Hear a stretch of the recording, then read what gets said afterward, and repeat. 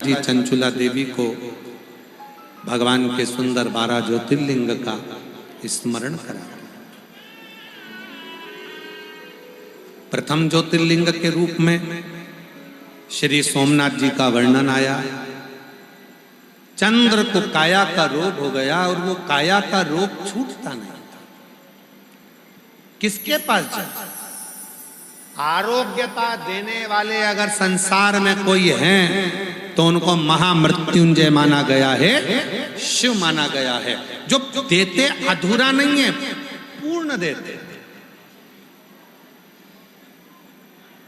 कुंभ कितनी जगह लगता है? बोलो जम के बोलो जरा, कुंभ कितनी जगह लगता है? सब बोलो जम के। 4 जगह, प्रयाग, हरिद्वार, त्र्यंबकेश्वर, नासिक, चौथा उज्जैन, अवंतिका।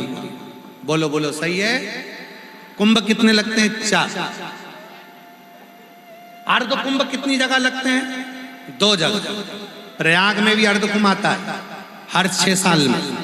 हरिद्वार में भी अर्ध कुंभ आता है हर 6 साल में। पूर्ण कुंभ 12 साल में, अर्ध कुंभ 6 साल में। हरिद्वार में भी अर्ध कुंभ लगता है, प्रयाग में भी अर्ध कुंभ लगता है। केवल अर्ध कुंभ नहीं लगता तो 2 जगह नहीं लगता। एक त्र्यंबकेश्वर नासिक में और दूसरा अवंतिकापुरी उज्जैनी में, महाकाल की नगरी में। इन 2 जगह पर अर्ध कुंभ क्यों नहीं लगता? कभी विचार किया आपने? जब 4 जगह पे अमृत गिरा, 4 जगह पर कुंभ होता है तो 4 जगह पर पूर्ण कुंभ होता है, तो 4 जगह पर ही अर्ध कुंभ होना चाहिए। पर 2 जगह पे अर्ध कुंभ होता है। एक प्रयाग में अर्ध कुंभ होगा, पूर्ण कुंभ भी होगा, अर्ध कुंभ भी होगा। हरिद्वार में पूर्ण कुंभ 12 साल में होगा, आधा कुंभ 6 साल में होगा। पर ये 2 जगह ऐसी है, एक त्र्यंबकेश्वर नासिक और दूसरा उज्जैनी महाकाल की नगरी, जहां पर अर्ध कुंभ नहीं होता। क्यों नहीं होता? किसी से पूछना तो वो बताएगा। अर्ध कुंभ इसलिए नहीं होता त्र्यंबकेश्वर में, नासिक में। अर्ध कुंभ इसलिए नहीं होता उज्जैनी में क्योंकि वहां देव अधिदेव महादेव के ज्योतिर्लिंग विराजमान है। और जहां शिव है वहां अधूरा कुछ नहीं रहता, वहां पूर्ण ही होता है। वहां पूर्ण होता है, अधूरा कुंभ नहीं होता। त्र्यंबक में भी अर्ध कुंभ नहीं होगा। त्र्यंबक में जहां पर मेरा त्र्यंबकनाथ विराजमान है, नासिक में अर्ध कुंभ नहीं होगा, उज्जैनी में अर्ध कुंभ नहीं होगा, प्रयागराज में अर्ध कुंभ हो जाएगा, हरिद्वार में अर्ध कुंभ हो जाएगा। पर 2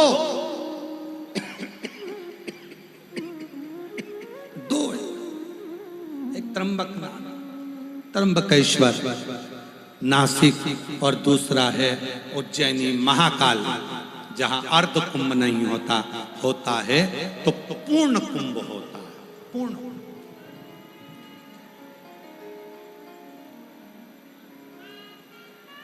और पूर्ण कुंभ आ रहा है। नासिक त्र्यंबक का 27 में आ जाएगा 2000, और उज्जैनी अवंतिकापुरी का 2028 में आ जाएगा। और हमारी तरफ से तुम लोगों को निमंत्रण है अभी से, अगर आप लोग उज्जैनी आए अवंतिकापुरी 2028 में कुंभ का दर्शन करने के लिए, तो सीहोर उज्जैन से 150 किलोमीटर पे ही है।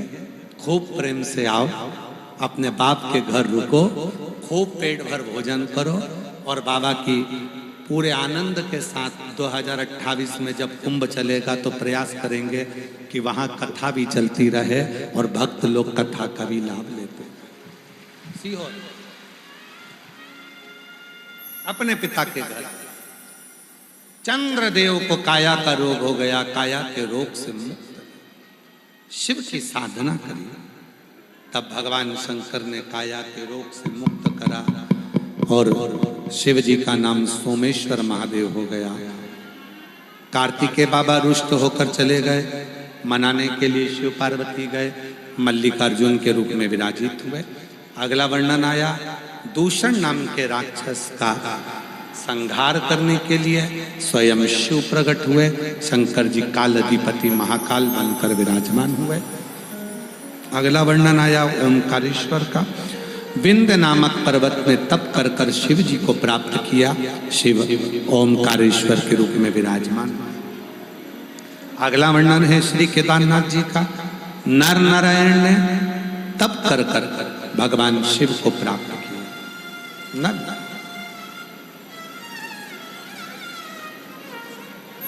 भगवान शंकर को प्राप्त किया और भगवान शिव बड़े आनंद के साथ में श्री केदार के रूप में विराजमान। अगला वर्णन है कुंभकर्ण की धर्म पत्नी करकटी का बेटा भीम, जिसने सारे मंदिर देवालय तोड़वा दिए थे। शिव जी ने उसका संहार करा। शिव जी का नाम भीमा शंकर हुआ। फिर वर्णन आया है काशी विश्वनाथ जी का। मनु शत्रुपा के तप करने से काशी विश्वनाथ जी का सुंदर भाव यहाँ विराजित होता है। फिर वर्णन आया है त्र्यंबकेश्वर का। गौतम बाबा पर गौ हत्या का दोष लग गया। उस गौ हत्या के दोष से मुक्त करने के लिए भगवान ब्रह्मा विष्णु महेश त्र्यंबकनाथ के रूप में विराजमान। अगला वर्णन है वैद्यनाथ जी का। रावण भगवान शंकर का शिवलिंग लेकर जा रहा था। भार तक वो उठा ना सका। बेजू ग्वाले को दे दिया। बेजू ग्वाले ने भूमि पर रख दिया। वहीं भगवान वैद्यनाथ जी के रूप में विराजमान हुए। इस झारखंड की पवित्र भूमि पर बाबा देवघर के रूप में विराजित होते। अगला वर्णन है नागेश्वर का। दारुक नाम के राक्षस का संहार करने के लिए भगवान नागेश्वर के रूप में विराजित होते। फिर वर्णन है श्री रामेश्वरम का। राम जी महाराज जब लंका पर चढ़ाई करने के लिए बढ़े तो शिवलिंग की स्थापना कर कर पूजन करी और भगवान रामेश्वरम के रूप में विराजित हो। फिर अगला वर्णन है कृष्णेश्वर का। सुधर्म नाम के ब्राह्मण की 2 पत्नियां थी, घुष्मा सुदेहा। घुष्मा को बेटा हुआ। पति के कहने पर उसने सुदेहा को दे दिया। सुदेहा ने उस बेटे को बड़ा किया। शादी हो गई, बहू आ गई। बहू को मालूम पड़ा मेरी असली सास तो घुष्मा है। उसने सुदेहा को पूछना बंद कर दिया। सुदेहा को क्रोध आ गया। बेटा ही नहीं रहेगा तो बहू किस काम की। बेटे के तलवार से टुकड़े टुकड़े कर दिए। एक कपड़े में बांधकर तालाब में फेंक दिया। मरा हुआ वो बेटा, उसकी मां घुष्मा पार्थिव शिवलिंग का पूजन करती थी। पार्थिव शिवलिंग बनाकर पूजन कर कर विसर्जन करने के लिए जैसे ही गई, तालाब में जैसे ही शिवलिंग गया वैसे ही तैरता हुआ बेटा वापिस जिंदा वापिस आ गया। भगवान शिव का नाम कृष्णेश्वर महादेव है। ऐसे 12 ज्योतिर्लिंग का स्मरण तुमरुका जी ने चंचुला देवी को कराया। श्रवण करते ही चंचुला का पति बिंदु प्रेत योनि से मुक्त हो गया, देव योनि को धारण हो गया। चंचुला अखंड सौभाग्यवती हो गई और पति लोक को चली गई। तुमरुका जी ने भगवान देव। India imports almost all of its gold, but if you exchange your old gold, imports won't be necessary. देव महादेव से प्रार्थना करी, बाबा घोर कलिकाल में चारों तरफ जब दुख ही दुख होगा, संसार सागर के लोग भटक रहे होंगे, तुमरुका जी कहते हैं भोले बाबा उस समय पर यह शिव महापुराण की कथा एक ऐसी पुराण रहे जो संसार के लोगों के दुखों को समाप्त कर दे। शिव जी ने वचन दे दिया, तुमरुका जी मैं वचन देता हूं। ब्रह्मा ब्रह्मलोक में रहते हैं, भगवान विष्णु वैकुंठ लोक में रहते हैं, भगवान शंकर कैलाश पर पृथ्वी पर रहते हैं। मैं वचन देता हूं तुमरुका जी, संसार का जो मनुष्य जिस भाव से शिव महापुराण कथा के पंडाल में जाकर कथा को श्रवण करेगा, उसकी मन की जो कामना होगी वो मैं उसके घर पर जाकर पूर्ण कर दूंगा। शिव ने